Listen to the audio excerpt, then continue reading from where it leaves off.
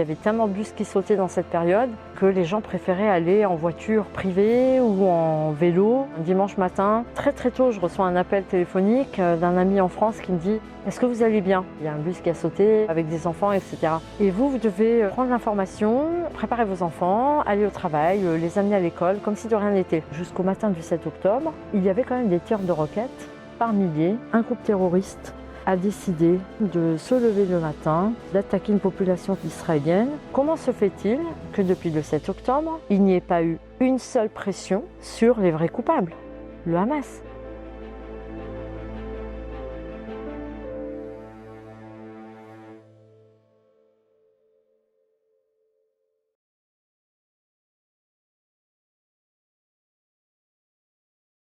Bonjour Madame Braun, Bonjour.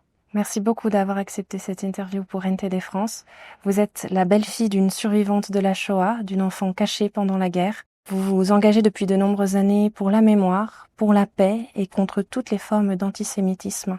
Vous avez travaillé dans des organisations internationales et associatives qui œuvrent à la défense des populations vulnérables. Alors que la guerre à Gaza secoue une nouvelle fois la région et bouleverse l'opinion internationale, nous souhaitons entendre votre voix.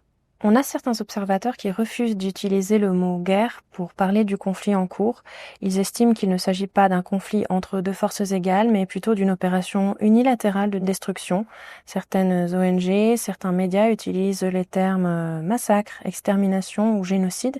Qu'est-ce que vous pensez de cette grille de lecture ? Alors, avant de vous répondre sur ces termes, je vais vous dire que nous sommes tous meurtris par la situation. Et quand je dis meurtri, je ne m'adresse pas uniquement aux victimes du 7 octobre, je m'adresse aussi à tout ce qui se passe vis-à-vis de la population gazaoui et de tous les dommages collatéraux qui sont autour de cette guerre, parce qu'il s'agit malheureusement bien d'une guerre en fin de compte. Je voulais vraiment le terme précis d'une guérilla urbaine, puisque un groupe terroriste a décidé le 7 octobre de se lever le matin, après préméditation et organisation, d'attaquer une population civile israélienne sur un territoire souverain reconnu par l'ONU, d'accord ? Donc il y a une barrière qui a été donc défoncée et a massacré avec l'aide de civils palestiniens qui étaient engagés auprès de ces kibbutzim pour travailler dans un esprit de coexistence. Ces kibbutzim étaient de gauche. C'était des gens tout à fait ouverts à la paix et à vivre en étroite collaboration avec leurs voisins palestiniens. Et jusqu'au 6 octobre, ça marchait plutôt bien. On savait qu'il y avait le Hamas, on savait qu'il y avait évidemment beaucoup de choses qui n'allaient pas, mais il y avait quand même un point qui était assez tenace au niveau de l'espoir et d'un pont qui se construisait parce qu'on pensait que ça allait donner les prémices d'autres discussions sur d'autres territoires disputés. Et on s'est dit, voilà, jusqu'au 6 octobre, on était assez confiants de se dire, il y a encore des améliorations, mais les populations se côtoient, ils sortent pour travailler en Israël, etc. Et donc ça se passe plutôt bien, on va dire. Ils mangeaient à leur faim, ils recevaient de l'aide humanitaire, ça circulait. Les organisations internationales, évidemment, faisaient toujours des appels sur différents points. Mais il n'y avait plus, je rappelle, d'incursion israélienne par des soldats depuis 2005. Et depuis 2007, comme vous le savez, le Hamas a renversé le pouvoir et a pris le pouvoir dans les mains. Évidemment que ça change la donne parce que nous avons ici deux populations en fait qui sont prises en otage. Nous avons la population gazaoui lambda qui aimerait vivre en dignité, travailler, sortir, peut-être même développer leur petit pays et voir aussi des avancées et voir leurs enfants grandir avec une éducation où ils pourront un jour peut-être voir plus loin. Et malheureusement, ce n'est pas du tout la vision du Hamas qui, le 7 octobre, a décidé de mener cette attaque atroce. Alors, vous pouvez l'appeler comme vous voulez, pogrom, massacre, moi j'ai pas de mots. Et je pense qu'aujourd'hui, la communauté israélienne est quand même très très meurtrie par ce qui s'est passé, doublement, parce qu'évidemment, on va en parler, il n'y a pas eu vraiment de reconnaissance à ce massacre, en tout cas par de nombreuses parties de la communauté internationale. Et pour répondre à tout ce qui est mots employés, c'est quelque chose sur laquelle il va falloir être très très très précis et prendre ça avec précaution. Et je vous le dis parce que je vois sur de nombreux réseaux des chiffres falsifiés, avancés, puis l'ONU recule et dit on rectifie, mais alors on rectifie à voix basse. Des grands journaux, vous le savez, qui présentent, des médias qui présentent leurs excuses sur des chaînes de télévision très très connues comme la BBC ou des chaînes américaines qui disent on s'excuse, mea culpa, on a été un peu trop loin. Une photo de journal récemment qui n'est pas vraiment la photo d'un enfant qui meurt de faim mais qui a un problème, évidemment ça n'enlève pas son problème de santé. Un enfant qui a été d'ailleurs amené en Italie pour des soins est sorti de Gaza avec l'aide israélienne. Ça évidemment tout ça c'est un petit peu passé à la trappe. Grosso modo, l'emploi de ces mots est une manœuvre et elle n'est pas nouvelle. Je pense en l'occurrence au mot génocide, ça devient presque un slogan, alors qu'aucune cour internationale pénale n'a reconnu le mot génocide en cours concernant Gaza. Il y a une sorte de volonté à les utiliser, à mettre des slogans en route, vous savez, from the river to the sea, je n'ai pas besoin de vous dire. La situation est catastrophique, ça c'est clair, et elle est catastrophique aussi à moindre échelle sur Israël, mais elle est catastrophique aussi, parce que personne dans la population civile des deux côtés n'a demandé cette guerre, s'il faut employer en tout cas le mot guerre. J'ai une préférence pour la guérilla urbaine au niveau du Hamas, puisqu'ils se cachent au sein de la population civile et qu'ils la prennent en otage. Mais je vais juste préciser que les mots ont leur importance, ils ont un poids dans tout ce qui se passe aujourd'hui, et nous y reviendrons sur ce qui se passe par rapport aux Juifs qui sont en diaspora et qui sont aujourd'hui coursés, maltraités et poursuivis au nom de cette politique israélienne. Et ça n'a pas lieu d'être. Évidemment, ça n'enlève rien, encore une fois, à la tragédie du Hamas, qui aurait pu faire cesser tout ceci en quelques jours, en rendant les otages, qui, je rappelle, sont à leur 665e jour, pris en dehors des conventions de Genève, pris sur un territoire souverain israélien reconnu par l'ONU.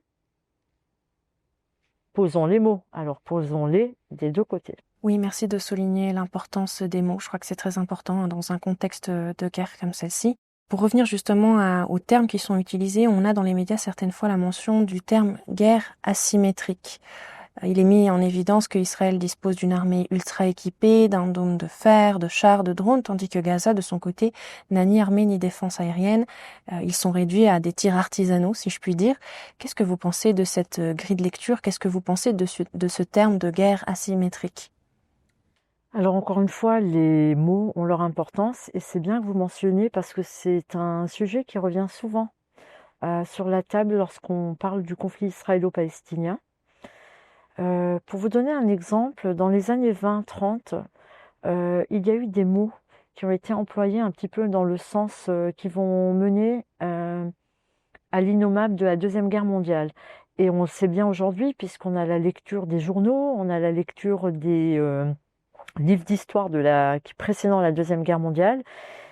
Et il y a un homme qui a écrit justement sur ce vocabulaire qui est très centré sur les mots utilisés dans ce genre de période. Ça s'appelle le Bréviaire de la haine par Léon Poliakov, qui parle justement des termes choisis, de ces slogans, de ces termes qui vont mener des mots aux actes. Et lorsque vous parlez d'asymétrie, oui, il y a une énorme asymétrie, mais alors pas du tout dans le sens dans lequel vous me présentez. Et je vais vous expliquer tout de suite pourquoi je pense qu'il y a une asymétrie, en effet. L'asymétrie, elle est évidemment quand vous présentez deux armées comme David et Goliath, c'est-à-dire le petit frondeur avec sa petite pierre et puis Goliath, la grande armée. Alors il faut savoir que oui, Israël est très bien armé. Israël s'arme uniquement pour sa sécurité. Pour vous donner des chiffres, 60% de l'argent israélien de manière globale est utilisé pour la sécurité. Et ça, c'est dû au fait que nous sommes entourés de pays et de voisins très amis. Si nous pouvions faire, comme ça se dessine aujourd'hui, un protocole de premier pas avec l'armée syrienne ou avec le représentant de la Syrie, bien qu'il vienne de Daesh, ça nous permettrait de mettre un peu plus d'argent dans d'autres choses. Pendant ces 20 dernières années, où il y avait, comme je vous ai dit, une sorte de calme qui s'était bien posé jusqu'au matin du 7 octobre, il y avait quand même des tirs de roquettes par milliers sur Sderot, sur d'autres villes israéliennes, et je n'ai pas entendu ni la Cour pénale internationale, ni l'ONU, ni la population civile s'émoustiller pour quoi que ce soit. Alors certes, nous avons le dôme de fer qui a été développé pour répondre justement à ces tirs et éviter de rentrer dans la bande de Gaza. Donc ça aussi, c'est un geste de bonne volonté. Et donc cette asymétrie, elle n'est pas tout à fait juste. Parce qu'une guérilla urbaine, elle est beaucoup plus difficile à traquer qu'une guerre avec deux armées sur un même champ de bataille. On n'est plus dans Verdun, on n'est plus à la ligne Maginot où on a deux armées qui se font face et on sait bien que le soldat qui vient en face, eh bien, ma foi, c'est l'ennemi. Et donc ici, c'est très différent. C'est différent parce que le Hamas utilise volontairement tout ce qu'il peut avoir dans les mains pour faire la guerre. Et de sa part, c'est une guerre. Il faut être clair, c'est une guerre. Et cette guerre, c'est le Hamas qui l'a déclarée à Israël, et pas le contraire. En matin du 7 octobre, il n'y avait toujours pas d'Israéliens dans la bande de Gaza, à part les otages, pris en dépit, je rappelle, des conventions de Genève, sur un territoire souverain israélien et qui aurait pu être rendu, et tout se serait apaisé. Donc il y a eu une vraie volonté. Et cette volonté-là, vous savez, elle est tenace. Et elle est non seulement tenace, mais ils utilisent des méthodes qui sont indignes des méthodes du XXIe siècle. Prendre ses propres frères, des enfants, en otage pour mener une guerre, alors qu'il y avait 20 ans où on commençait à sentir un impact positif, là, il y a un problème. Donc l'asymétrie, c'est l'asymétrie de ce Hamas qui utilise et qui prend ses otages, et je ne parle pas des Israéliens, je parle bien de la population civile gazaoui, et qui les prend d'ailleurs en otage, y compris par rapport à tout ce qui est humanitaire et à tous ces colis de nourriture qui sont détournés, et on le sait parce que ce n'est pas une première. Et malheureusement, ce sont des choses qui se passent aussi dans d'autres territoires disputés.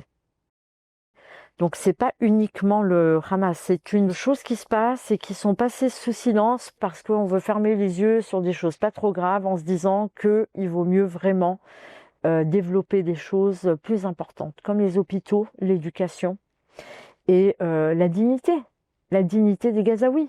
Parce qu'à un moment, il va falloir que tout le monde se réveille et il leur donne la possibilité de se lever, de travailler et de donner un toit à leurs enfants, comme vous et moi, en Suisse, en France, partout. Pour le terme asymétrie, aujourd'hui, le Hamas est bien achalandé par l'Iran, c'est plus un secret. Vous avez vu tout à coup les Houthis arriver du Yémen, alors que le pays crève de faim. On se dit qu'ils n'ont que ça à faire d'aller attaquer Israël, etc., depuis je ne sais pas combien de milliers de kilomètres. Je me dis qu'à un moment, ils ne sont plus si démunis que ça, et il faut parler d'armée, puisque ce sont des hommes qu'on a vus lors du retour des otages, devant le nez des organisations internationales comme la Croix-Rouge internationale. Nous avons vu qu'ils sont des habits fraîchement coupés militaires, ils ont des armes dernier cri, donc oui, ils sont bien achalandés, donc maintenant on ne peut plus parler d'asymétrie.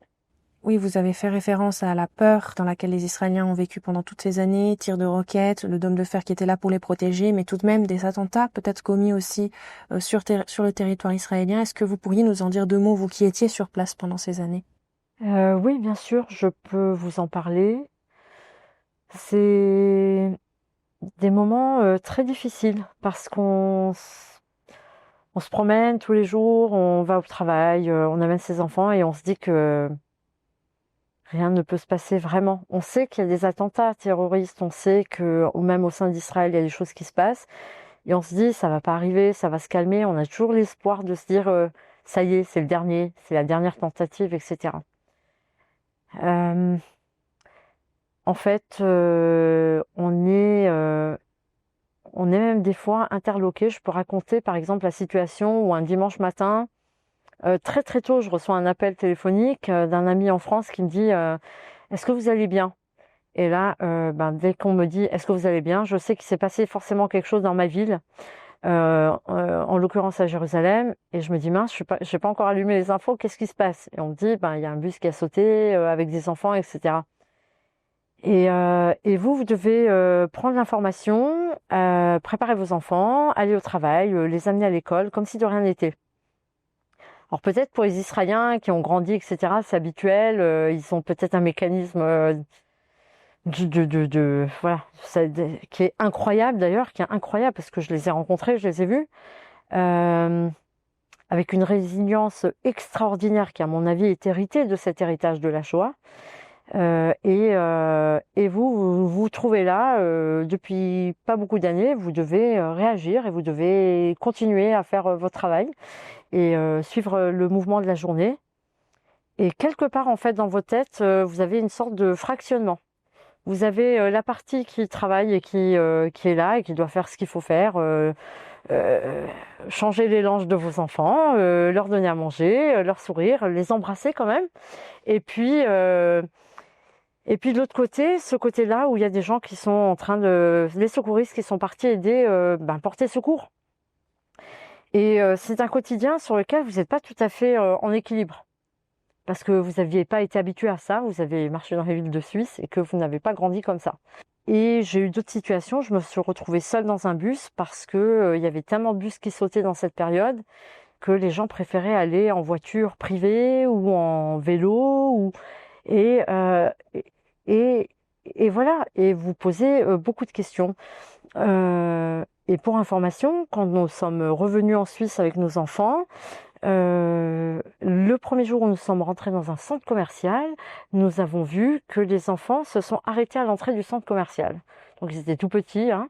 Et je me tourne, je dis qu'est-ce qui se passe? Il me dit mais monsieur, le monsieur avec le buzzer, il n'est pas là. Et je prends 2 minutes de réflexion en me disant mais de quoi il parle? Qui c'est ce monsieur avec un buzzer? Et en fait je me rends compte que c'est le portique de sécurité qu'il y a en Israël dans chaque centre commercial où vous devez passer avec votre sac pour détecter s'il y a un couteau ou une arme à feu.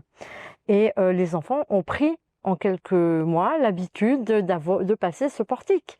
Et donc quand ils arrivent en Suisse de retour et qu'il n'y a plus ce portique, ça les interpelle.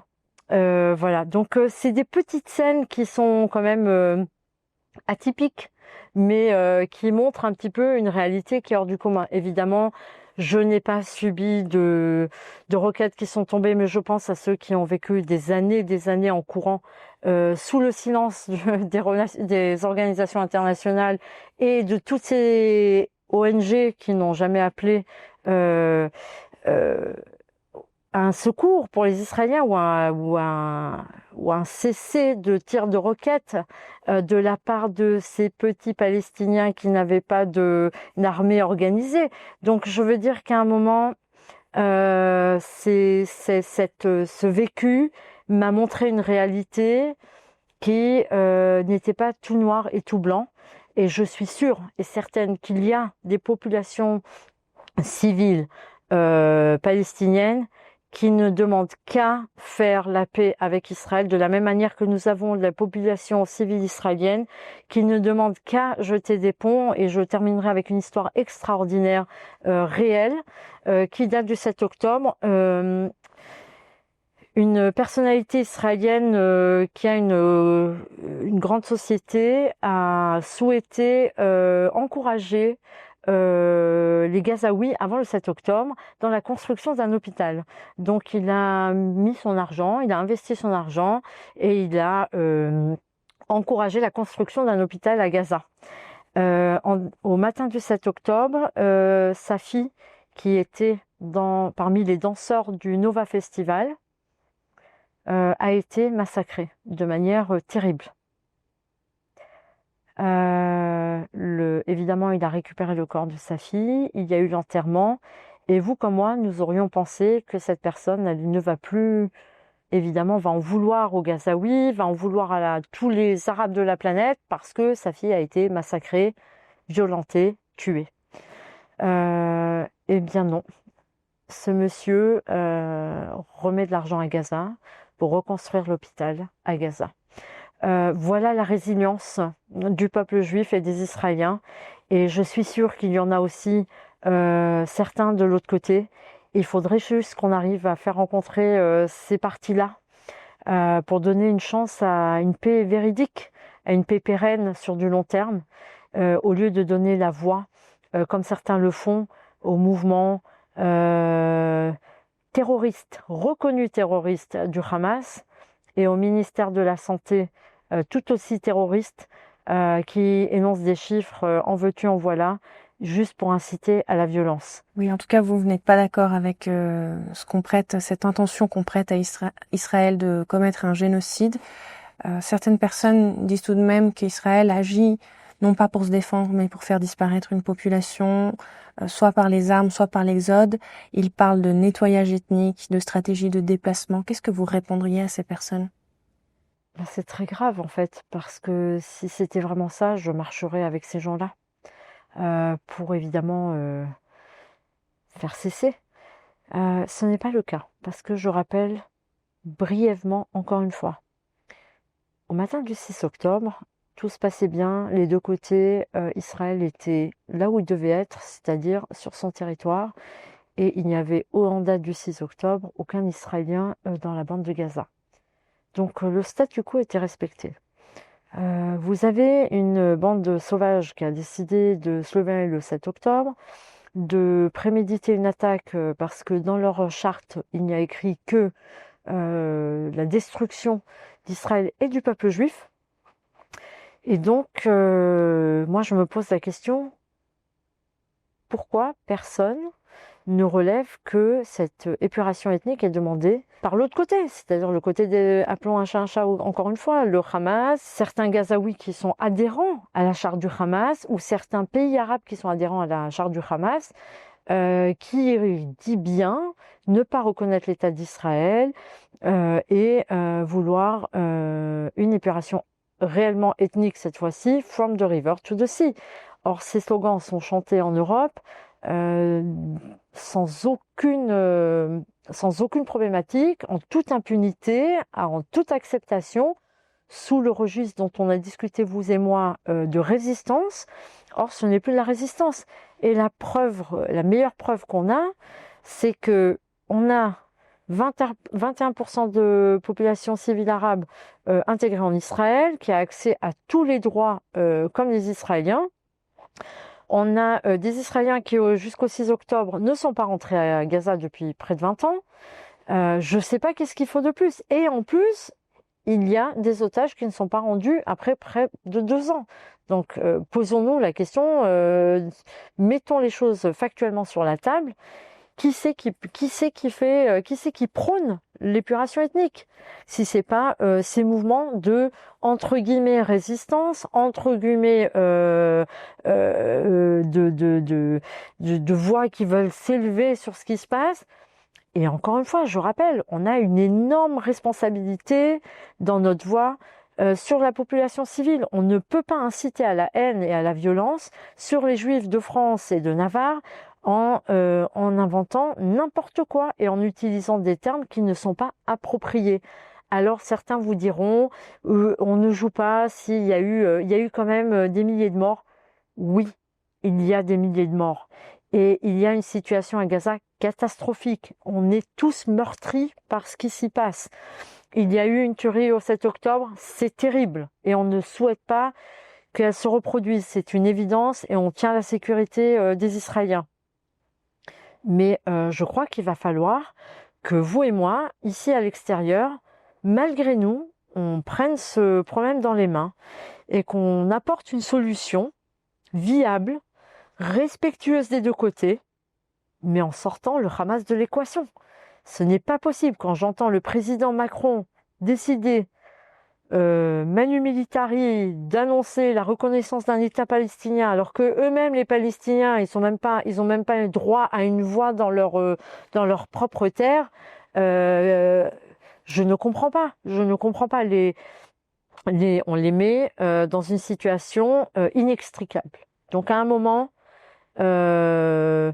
faisons preuve de maturité, prenons les choses bien dans les mains et prenons surtout la responsabilité de nos mots et de nos chiffres. C'est le plus important. Les observateurs qui soutiennent quand même que le Hamas, avant d'être un mouvement terroriste, c'est un mouvement de résistance qui est né dans un contexte d'occupation, d'humiliation, et que le terrorisme, c'est finalement leur seul moyen de résister à cette occupation, justement. Comment est-ce que vous comprenez cette analyse? Est-ce que vous êtes d'accord avec ça? Alors, je vais dire d'abord non.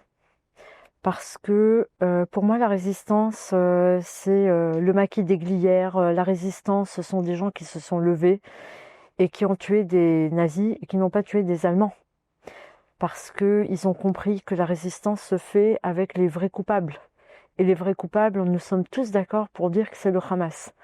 Donc la résistance, oui, mais dans le cadre où la résistance armée, en tout cas, puisque c'est le cas du Hamas, ça doit être une résistance contre les ennemis. Et donc, je ne vois pas en quoi un enfant comme Kfir Bibas, pris à l'âge de 8 mois, a pu faire quelque chose, ne serait-ce qu'au Hamas. Je peux comprendre les monnaies d'échange, je peux comprendre tout ce que vous pourriez m'expliquer pour sortir de ça, mais je pense que résistance doit être liée avec résilience. Imaginez-vous les Juifs au sortir de la Deuxième Guerre mondiale. S'ils n'avaient pas fait preuve de résilience, s'ils s'étaient mis à attaquer tous les pays, tous les Français qui les avaient livrés, donnés, y compris la police française qui est partie les chercher le matin, sortir les enfants des lits, dans leurs appartements parisiens et les amener au Veldiv pour ensuite les mettre dans des trains. Imaginez que tous ces Juifs s'étaient retournés contre la population civile française qui les avait pourtant livrés. On aurait pu dire résistance. Et alors quoi?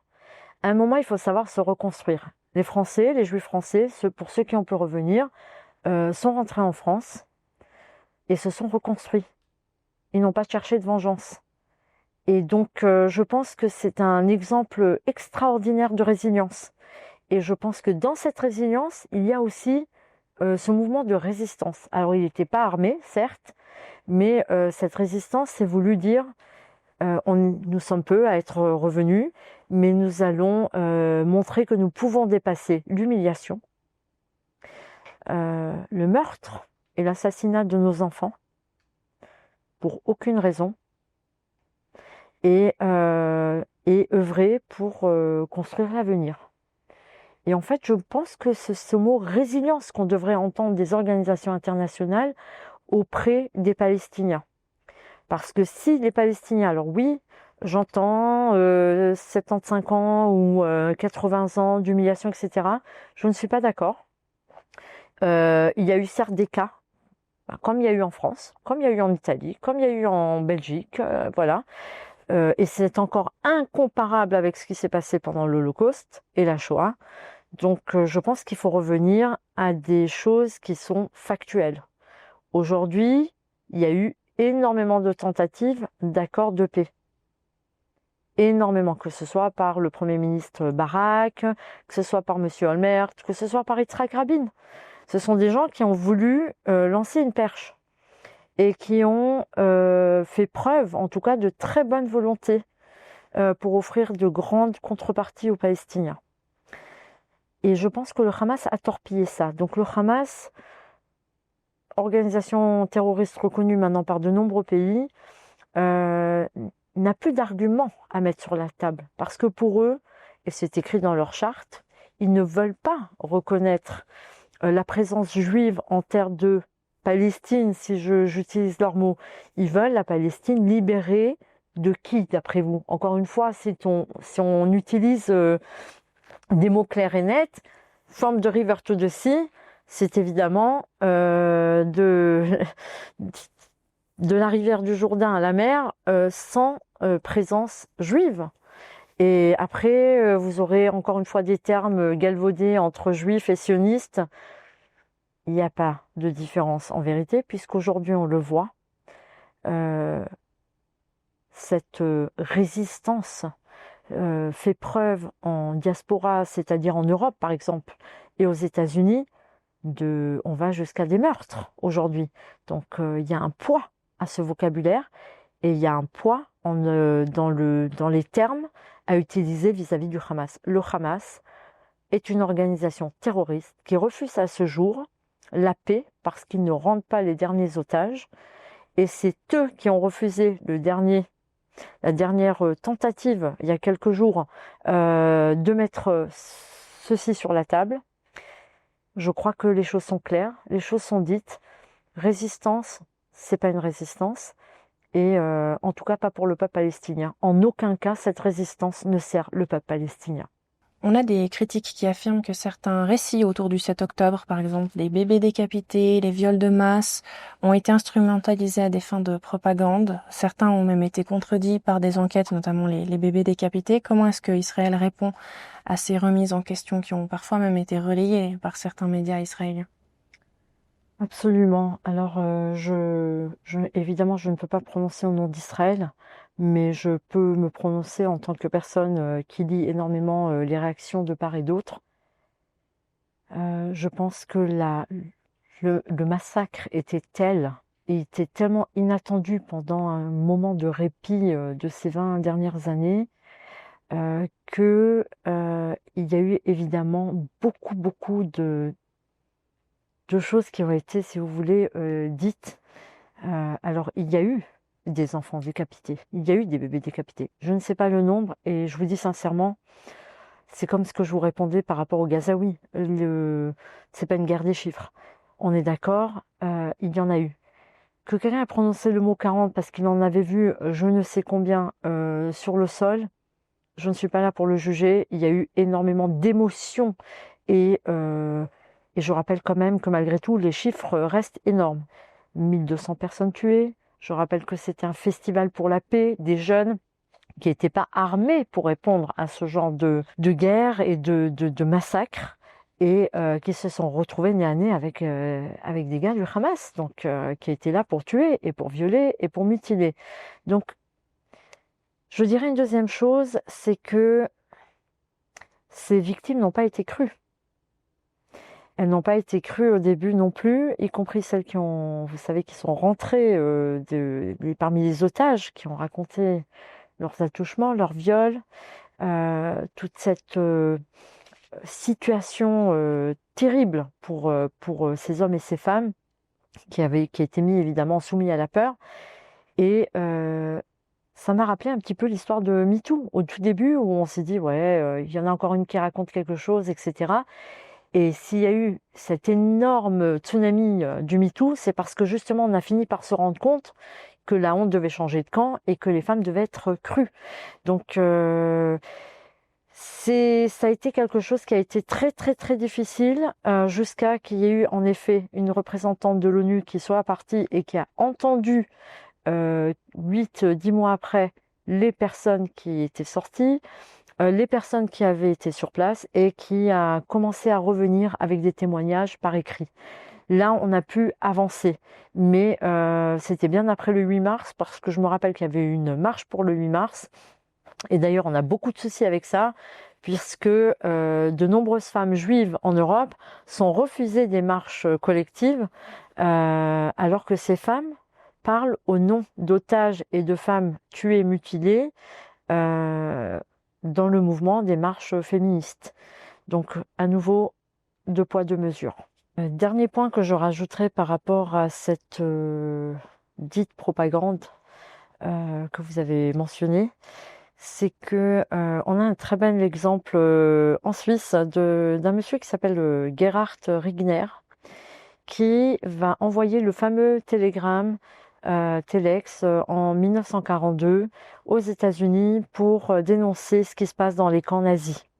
Et ce télégramme a été retardé parce que personne n'y croyait, on voulait être sûr, malgré le fait que deux victimes juives avaient réussi pour la seule et l'unique fois de se sauver du camp d'Auschwitz, étaient venues donner le témoignage. Et ce témoignage n'a pas été considéré, ou si vous voulez, M. Regner a dit « ce sont des juifs, ils racontent cela, ils ne vont pas être pris en compte parce que c'est un témoignage juif, pour des juifs ».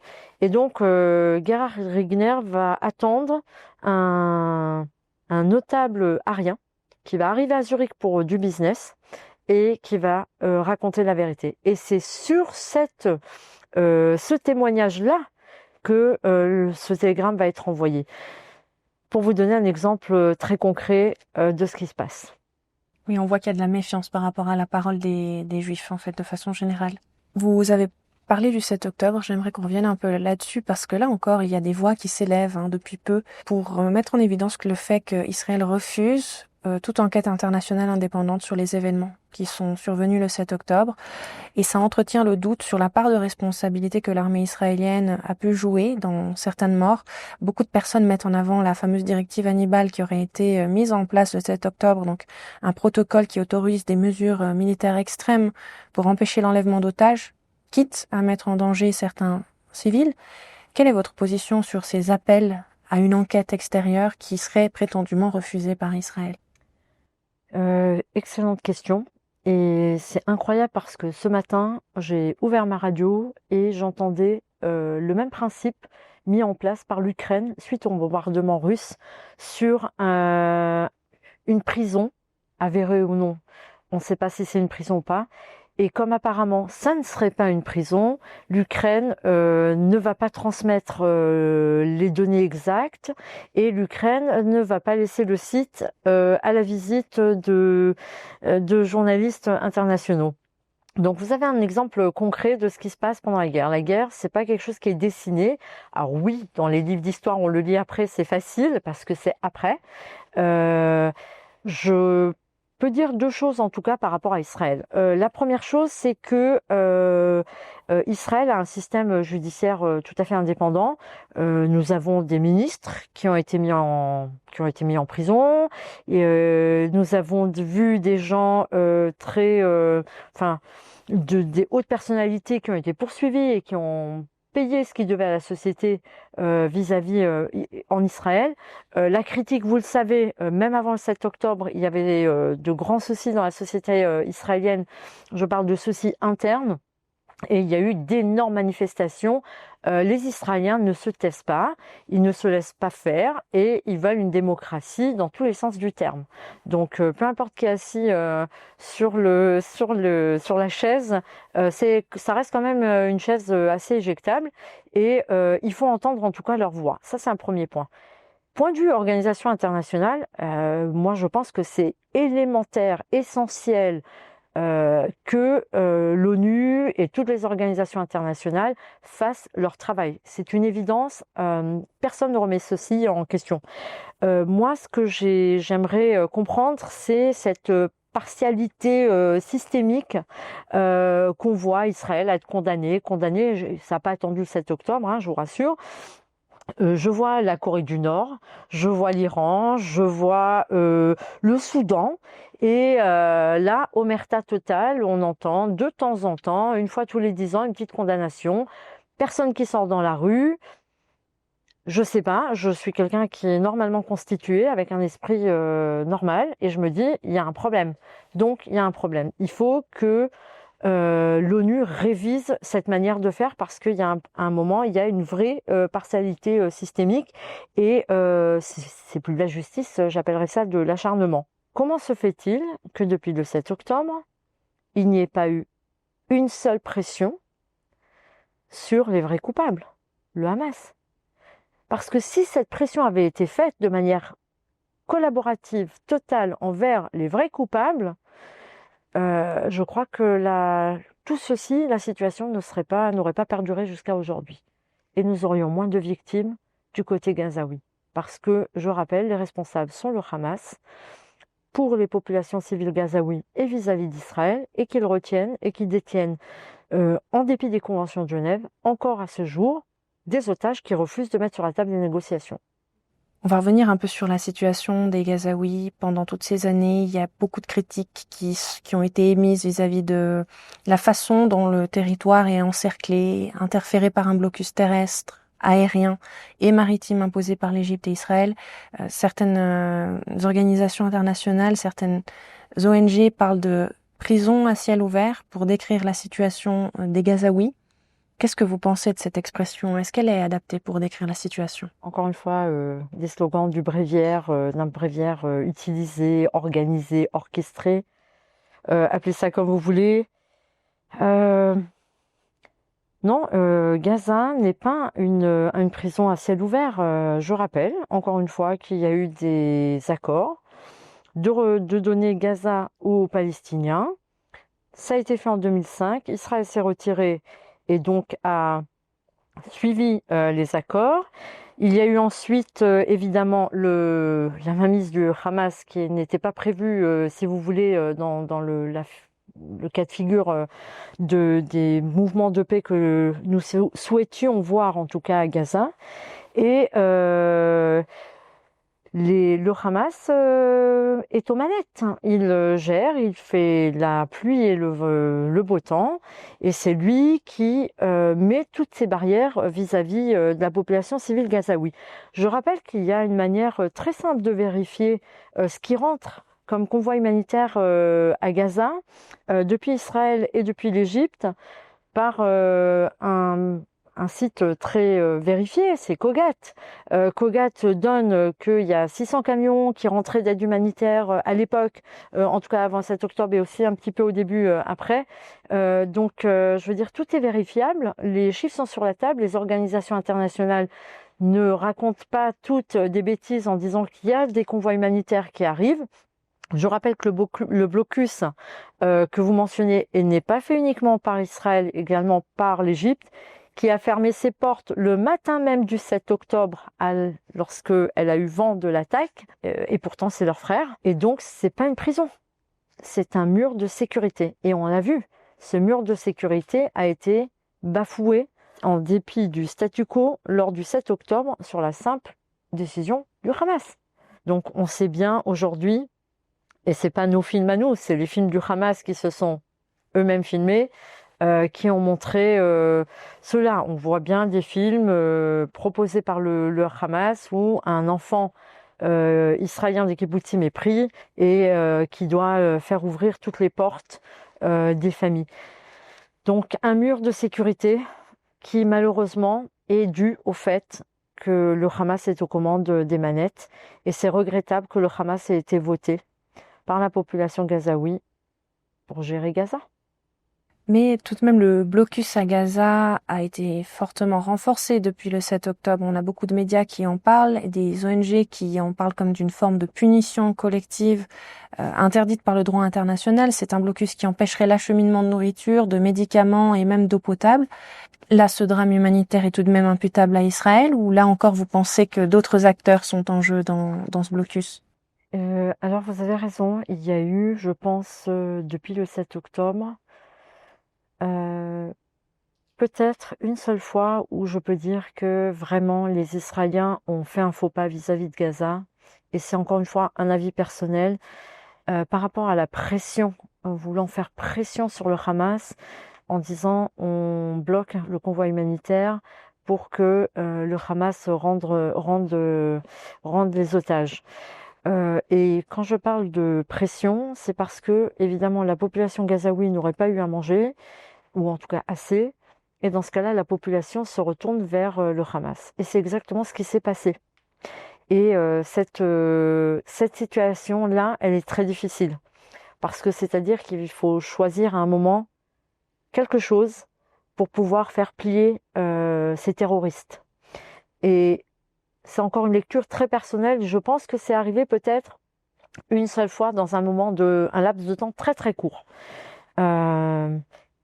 Et j'avoue qu'on a senti un changement. Mais à l'unanimité, c'est quelque chose que nous ne souhaitions pas voir Israël entreprendre. Et pour la plupart du temps, Israël n'a pas fait blocus.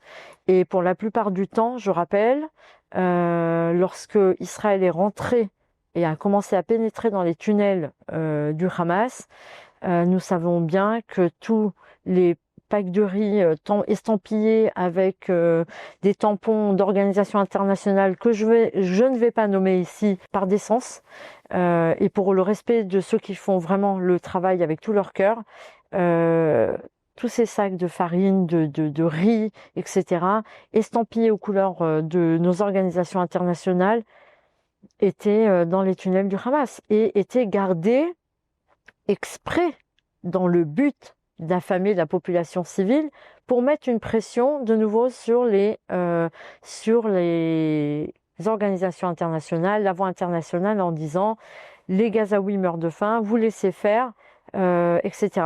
Si un jour vous avez le temps de comptabiliser l'aide humanitaire qui est rentrée à Gaza, je ne sais pas combien de fois il faudra le multiplier par rapport à ce qui est envoyé au Yémen, qui est un pays qui vraiment souffre de famine, avec des milliers de morts depuis des années.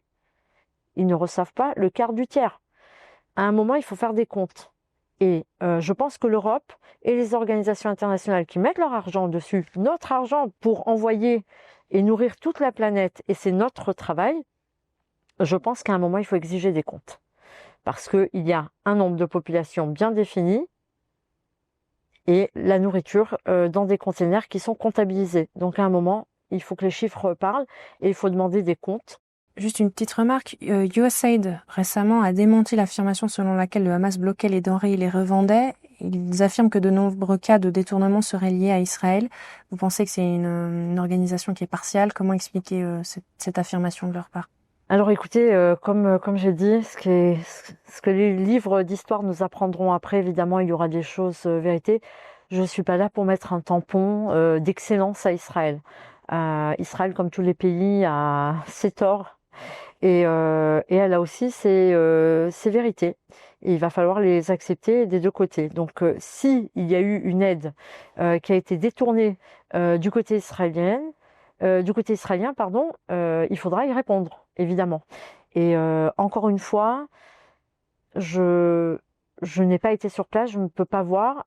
Je mets un doute parce que je sais que le but, c'est peut-être une rétention de convois uniquement dans le but de faire une pression sur le Hamas via le biais de la population civile. Mais encore une fois, je ne pense pas pouvoir accréditer sans avoir toutes les informations dans les mains, ni d'un côté ni de l'autre.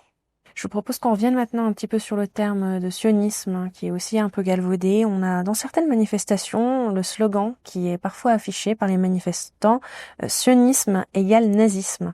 C'est un slogan plutôt choquant. On a des militants qui disent vouloir dénoncer une logique de ségrégation et de domination avec ce slogan. Comment est-ce que vous réagissez à cet amalgame? Qu'est-ce que c'est finalement pour vous le sionisme aujourd'hui en 2025? Alors, c'est très dérangeant. J'entends mal ce genre de comparaison parce que je pense qu'il faut encore une fois apporter un éclairage sur les mots et savoir qu'on a une responsabilité quand on emploie cela. Comparer le sionisme, qui est le droit d'un peuple juif à disposer d'un État sur sa terre ancestrale, et le nazisme, qui est une idéologie de la mort, c'est incomparable.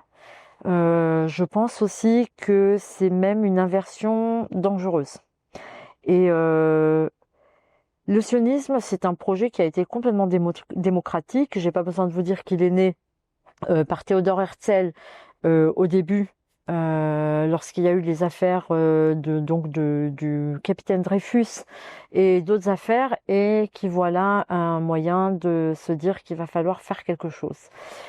C'est quelque chose qu'on se pose bien en question aujourd'hui, puisqu'on voit de nouveau cette grande vague d'antisémitisme qui balaye en tout cas l'Europe, aux États-Unis évidemment aussi, et on se demande si il n'a pas bien fait d'y réfléchir à cet État refuge entre guillemets. Mais avant d'être un État refuge, le sionisme était un État avec une vision démocratique de retourner sur la terre des ancêtres. Et je pense que assimiler ça, c'est pas seulement faux, mais je peux confirmer que c'est antisémite. Donc non, c'est un non total. Cette comparaison de sionisme égale nazisme, inacceptable, incomparable. On entend souvent quand même des gens qui affirment que la critique du sionisme, ce n'est pas de l'antisémitisme. Mais dans les faits, il est vrai, il faut le reconnaître, certains slogans, actes ou discours visent directement les juifs. Vous avez parlé de certains cas qui ont eu lieu récemment. Où est-ce qu'on place la frontière entre la critique légitime d'un projet politique avec lequel on n'est pas d'accord, ce que fait Israël peut-être à l'heure actuelle, et la haine d'un peuple? Question qui est très importante parce qu'elle définit bien une limite qui devrait être claire pour tout le monde. Je dirais que la frontière, elle est assez claire. Critiquer une politique gouvernementale, c'est tout à fait licite. C'est normal et c'est fait par rapport à tous les États. Mais quand on refuse au peuple juif le droit à l'autodétermination, ou qu'on voit aujourd'hui des juifs en France attaqués, ou en Italie, en Espagne, descendus d'un avion, on va encore éclaircir cette histoire, mais à entendre. Et cette chasse aux juifs qu'il y a eu à Amsterdam, où la population civile est restée comme des bystanders, à regarder de côté, à laisser faire, on se dit que là, il y a un problème. On n'est plus dans l'ordre du politique, là, on est vraiment dans l'ordre de la haine. Et il s'agit de la haine du juif. C'est pas quelque chose que l'on ne connaît pas dans nos pays, c'est quelque chose malheureusement qu'on a vécu, les premières fois par peut-être plus du côté chrétien, parce qu'il y a eu voilà cette accusation millénaire, double millénaire du pape déicide, qui a dû être revue par le pape lui-même avec beaucoup de travail. On citait Gerhard Rigner, d'ailleurs enterré à Genève, qui a fait un énorme travail avec le Vatican justement pour enlever tous ces morceaux antisémites qui existaient dans certaines parties de la chrétienté, pour justement une sorte pas seulement de mea culpa, mais pour faire table rase et commencer sur une nouvelle ère entre les juifs et les catholiques. Je rappelle aussi que il y a la définition de l'IRA, IHRA, qui a été donc reconnue par la Suisse, la France, l'Allemagne, et qui dit clairement que nier aux juifs le droit à un État est une forme d'antisémitisme. Donc la définition de l'IRA, faut la rappeler partout, que ce soit dans le sport, que ce soit dans la vie de tous les jours, que ce soit aussi dans un restaurant où l'on fait lever deux musiciens juifs parce qu'ils parlent en hébreu, ça devient plus de l'antisionisme. On est bien clairement ici dans de la haine antisémite. Appelons un chat un chat. Aujourd'hui, le ministère de la Santé de Gaza parle d'environ 60 000 morts. Les gens s'offusquent de ce qui est en train de se passer, des voix s'élèvent, et on a certaines personnes qui affirment que l'État d'Israël est en train d'instrumentaliser la mémoire de la Shoah pour justifier des opérations militaires. Est-ce qu'on peut vraiment comparer ces deux événements? Non, c'est pas comparable. C'est pas comparable parce qu'Israël ne s'est jamais assis avec des plans comme Goebbels et Hitler, n'a pas écrit une action coordonnée, organisée, préméditée pour tuer des Gazaouis. Je rappelle encore une fois l'attaque du Hamas. Je rappelle encore une fois que dans les mains du Hamas, il y a une énorme carte à jouer qui s'appelle les otages israéliens et qui refusent sciemment de mettre sur la table. La Shoah, c'est 6 millions de morts. Parlons chiffres. C'est 6 millions de morts. En peu d'années, comme vous le savez, 1,5 million d'enfants mis dans les camps et tués. Donc je pense que c'est incomparable. Par contre, s'il y a une chose qui est très très importante, c'est que cette mémoire doit être utilisée pour que plus jamais, et c'est ce qu'on a voulu enseigner, plus jamais ça, plus jamais un enfant, des personnes de la société civile ne soient mis devant des choses aussi terribles. Donc je pense qu'il ne faut pas instrumentaliser de part et d'autre. Je pense que c'est plutôt instrumentalisé par l'autre côté. Et je crois que nous devons à la mémoire de ceux qui sont morts de nous battre pour construire des ponts de paix et surtout pas tomber dans tout ce qui est la mort et le choix que font ces terroristes du Hamas à vouloir tuer sans distinction des civils. Et ça, il faut absolument qu'on ne leur concède pas. Et en ça, il faut qu'on garde cette mémoire de la Shoah intacte. Aujourd'hui, on a des juifs qui élèvent leur voix contre ce qui se passe actuellement à Gaza, et ces juifs-là, qui sont critiques vis-à-vis d'Israël, sont qualifiés de juifs qui se détestent eux-mêmes. Qu'est-ce que vous pensez de cette expression qui est utilisée dans des milieux pro-israéliens ? C'est une expression douloureuse. Je l'entends aussi un peu difficilement parce que, en fin de compte, juif ou pas juif, on est frères humains. On saigne du même sang, on pleure les mêmes morts. Et encore une fois, je suis extrêmement meurtrie de la situation au Proche-Orient parce que je pense que ça pourrait être évité. J'ai vu des collaborations, j'ai visité les kibbutzim au lendemain du 7 octobre. Je sais qu'il y avait une fraternité entre ces Israéliens et ces Palestiniens de Gaza. Donc je sais que j'ai pu entrevoir quelque chose d'autre. Donc c'est douloureux. Concernant ces Juifs qui élèvent leur voix, ils font partie de la société juive et israélienne. Ils ont tout à fait le droit d'émettre leurs opinions. Je pense qu'elles sont à respecter, mais ça doit être des opinions. Ça ne doit pas être des chiffres truqués, ça ne doit pas être des fake news, ça ne doit pas être des images qui sont un petit peu travaillées. Donc il faut rester très factuel. C'est très important. On a cette responsabilité-là pour ne pas exciter les gens qui sont déjà facilement excitables, ces franges extrêmes qui existent de part et d'autre. Et je crois qu'ils ont droit à émettre leur voix. Et Israël est une démocratie, elle doit les entendre. Qu'ils se détestent ou pas, ma foi, ça les regarde. Moi, je pense que ce genre de personnes-là, je m'asseoirai avec elles, malgré tout, pour débattre, pour voir s'il y a un moyen d'entendre et de faire entendre l'autre côté. Je reste très méticuleuse sur l'utilisation des faits, uniquement des faits et uniquement des chiffres. Évidemment, vous avez mentionné tout à l'heure dans votre question le ministère de la Santé du Hamas, qui n'est pour moi, c'est antinomique. On ne peut pas être ministère de la Santé et détenir des otages ou massacrer sa population. Et voilà, donc ça colle pas. Vous parlez de chiffres truqués, qu'est-ce que vous entendez par là concrètement ? Bien, nous avons vu énormément comme je vous avais dit, l'ONU qui revient sur des chiffres bien à la baisse. Donc vous comprenez que quand on sort un chiffre et quand on sort un délai et que ce n'est pas avéré et que 3 jours après, on revient sur ces chiffres, entre-temps, ces chiffres ont circulé très vite sur les réseaux sociaux et évidemment, les gens sont interpellés. Les gens se disent, c'est pas possible. Quand on a eu tant et tant de milliers de bébés qui vont mourir en 48 heures, or, il s'agissait pas de 48 heures, il s'agissait d'une prévision, premièrement, et qui n'était pas faite pour 48 heures, mais beaucoup plus. Vous comprenez que même moi, je vois ça, je me dis qu'en 48 heures, mais il faut faire quelque chose tout de suite. Et donc évidemment que là, si vous êtes mal intentionné, les choses peuvent aller très très loin. Nous avons des Gazaouis, certes journalistes, qui sont sur place, vous le savez bien, qui sont tenus aussi les mains liées par ces terroristes qui leur mettent un petit peu des menaces sous la gorge.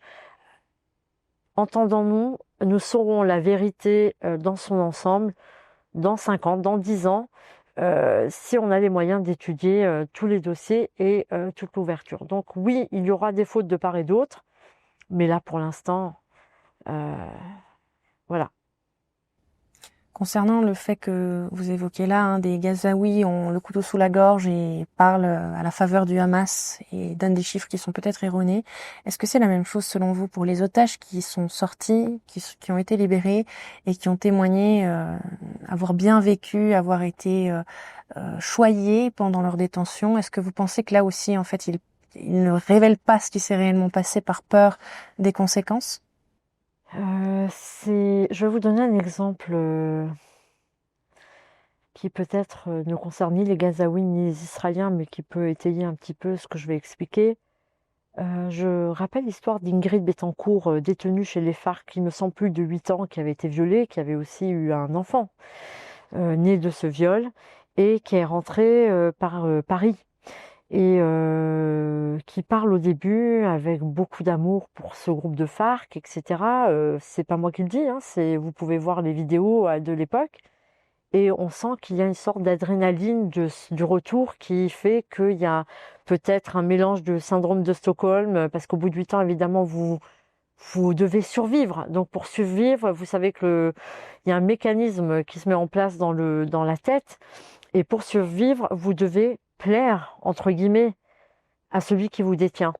Je pense qu'il y a eu, premièrement, la même chose qui s'est passée avec nos femmes et nos hommes otages israéliens, en sachant que quand Ingrid Betancourt est sortie, il n'y avait plus d'autres otages français avec elle là-bas, et que nous avons encore des otages. Donc, bien sûr, nous pensons qu'il y a des choses à préserver.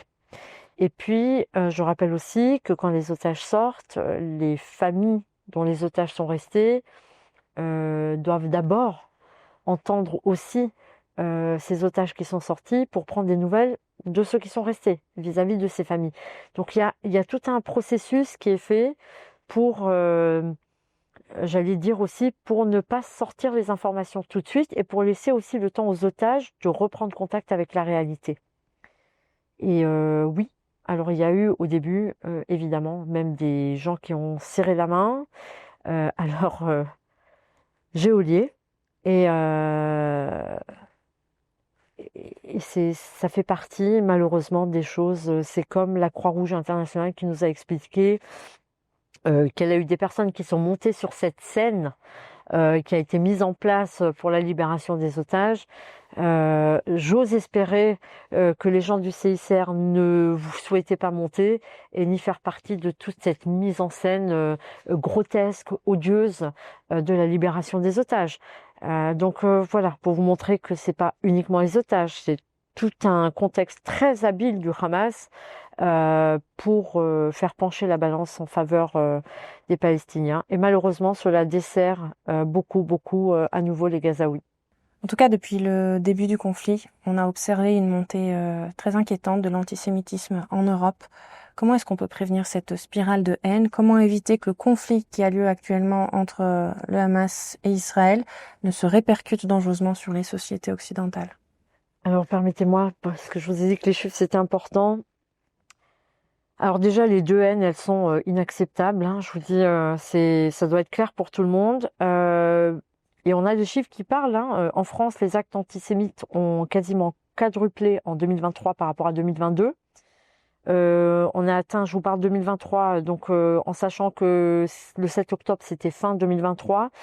On parle de 1676 incidents. Au Royaume-Uni, on parle de 3528 incidents en 2024. Et en Allemagne, les incidents antisémites ont augmenté de nouveau en 2023 de 75%.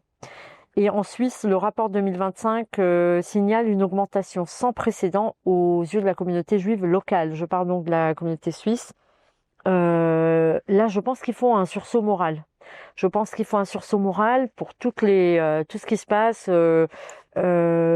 Je mets un point d'alerte un peu plus grand sur l'antisémitisme parce que les chiffres sur l'islamophobie sont beaucoup moins grands. Mais évidemment, encore une fois, c'est pas une guerre de chiffres, savoir est-ce qu'il y a moins ou plus. L'islamophobie ne doit pas exister, l'antisémitisme ne doit pas exister. Et dans ce sursaut moral, je pense qu'il faut absolument éduquer, protéger les populations qui sont mises à mal.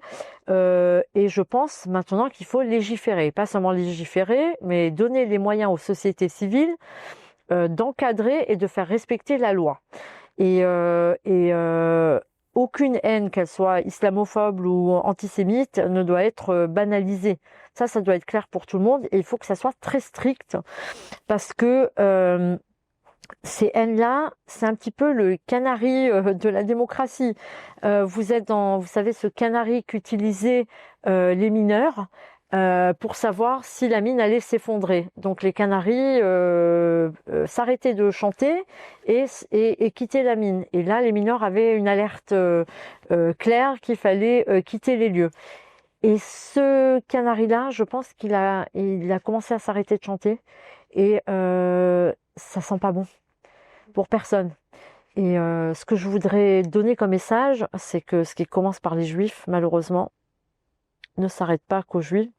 Donc il va falloir, on voit aussi maintenant des communautés chrétiennes qui sont attaquées.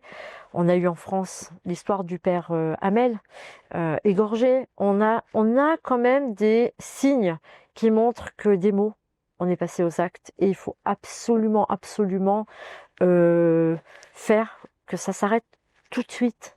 Tout de suite. Je sais qu'en date du 7 octobre, sur les réseaux sociaux, les réponses antisémites à la suite de la propagation des films du Hamas, des attaques du 7 octobre, l'antisémitisme a sauté à 1000%. C'est-à-dire il y a eu une vraie déferlante. Un dernier point, je recommanderais à chaque personne qui veut se documenter de voir le film qui s'appelle La Vague, qui a été fait en deux versions, une version ancienne dans les années 70 et une version un peu plus moderne, il me semble, dans les années 2010 ou 2016, qui montre exactement les mécanismes de ces haines qui ont donné naissance et qui ont permis l'innommable du temps de la Shoah. Je vous propose qu'on revienne un petit peu au contexte à Gaza, en Palestine. Il y a des personnes qui plaident pour une solution politique basée sur le modèle sud-africain, une coexistence égalitaire, sans État ethnique.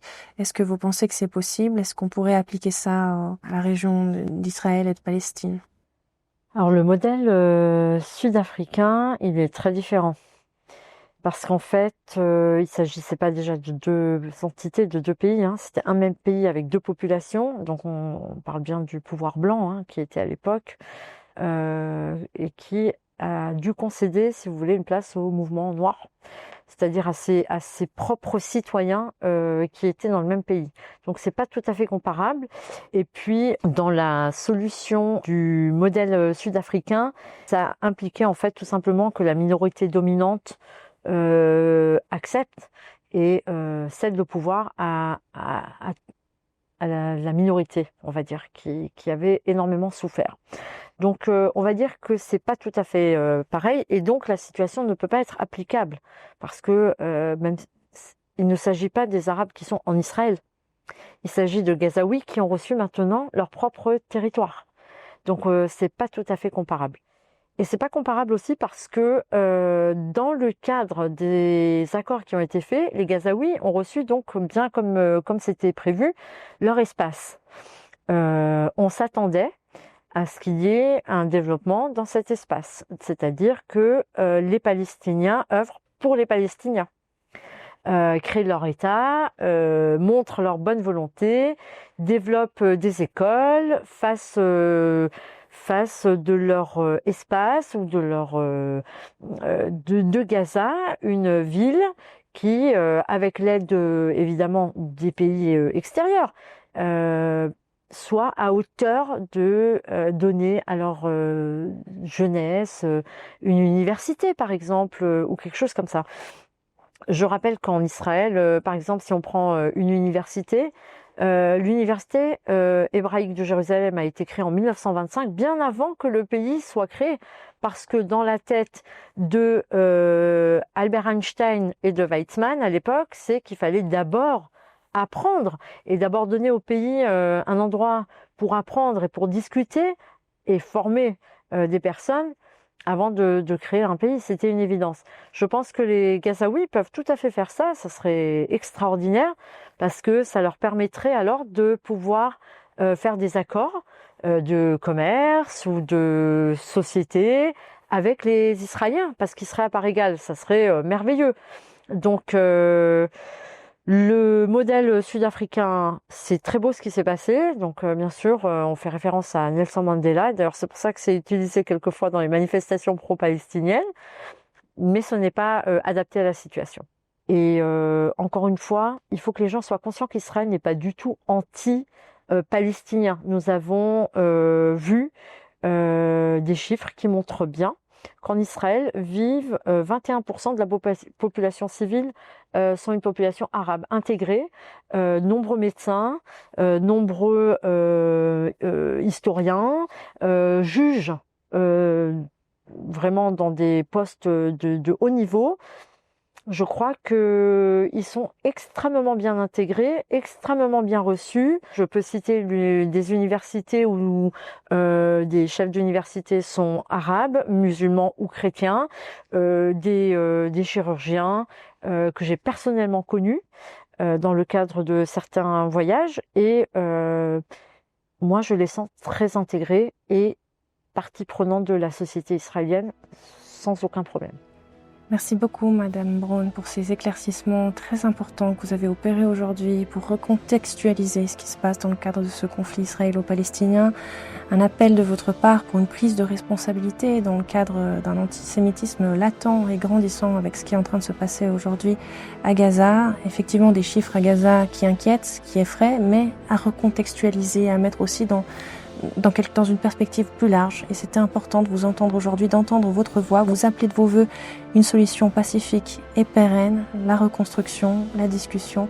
Merci Madame Braun pour cet échange constructif et à bientôt, j'espère, sur NTD.